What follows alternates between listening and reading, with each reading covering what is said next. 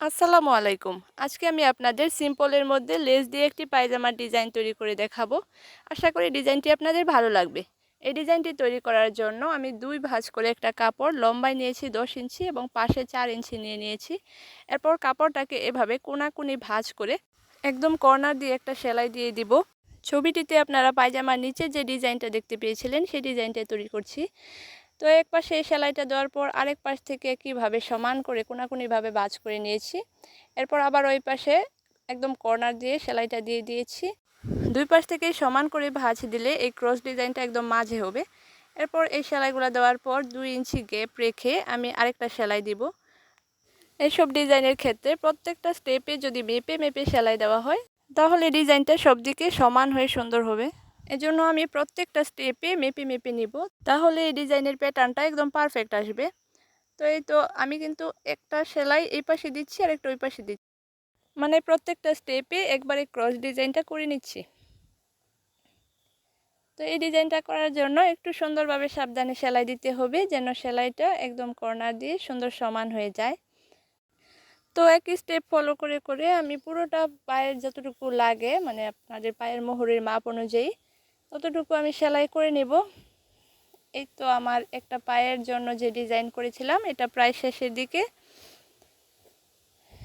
এই সেলাইটা দেওয়ার পর কাপড়টাকে আয়রন করে নেবেন, তাহলে সেলাইটা একদম সুন্দর করে বসে যাবে। এই যে আমি দুই পায়ের জন্য দুইটা ডিজাইনে কিভাবে করে নিয়ে তারপর আয়রন করে নিয়েছি।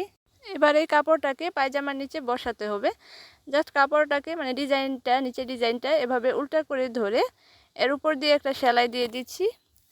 কাপড়ের নিচ থেকে 1/2 ইঞ্চি উপর দিয়ে সেলাইটা দিব। তো এই সেলাইটা দেওয়ার পর কাপড়টাকে এভাবে ঘুরিয়ে নিতে হবে। ঘুরিয়ে নিয়ে এই নিচের অংশটাতে চাপ সেলাই দিয়ে দিব। এখানে আমি সুন্দর করে সমান করে করে দিচ্ছি সেলাইটা, যেন পায়জামার ফিনিশিংটা খুবই ভালো আসে। এবার নিচের ডিজাইনটা মেপে নিচ্ছি। এখানে 3 ইঞ্চি পাশ কাপড় আছে, সেলাই করার পর 2.5 ইঞ্চি থাকবে। তো আমি এখানে যে লেসটা ব্যবহার করব, যে সেই লেসটা নিয়ে নিয়েছি। পায়জামাটিতে প্রায় 1 গজের মতো লেস লাগবে। তো কাপড়টাকে এভাবে ঘুরিয়ে কাপড়ের উপরে লেসটা উল্টা করে ধরে লেসের কর্নার দিয়ে সেলাই দিতে হবে। আর এখানে খেয়াল রাখতে হবে সেলাইটা যেন লেসের বাইরে চলে না যায়, তাহলে কিন্তু পরবর্তীতে লেসগুলা ওই সব জায়গা থেকে ছুটে যায়। লেসটা লাগানোর পর কাপড়টাকে এভাবে ঘুরিয়ে নিয়েছি। এই তো দেখুন এখানে আমি সুন্দর করে সেট করে নিয়েছি। এরপর শুধু এখানে একটা চাপ সেলাই দিয়ে নিতে হবে। চাপ সেলাইটা কিন্তু কাপড়টাকে আমি টেনে টেনে সমান করে নিয়ে তারপরে সেলাই দিচ্ছি, যেন পরে কাপড়টা কুঁচকে না যায়। এই তো পায়জামাটির পায়ের মোহর ডিজাইনটি তৈরি করা শেষ। দেখুন ডিজাইনটি কতটা সুন্দর এসেছে।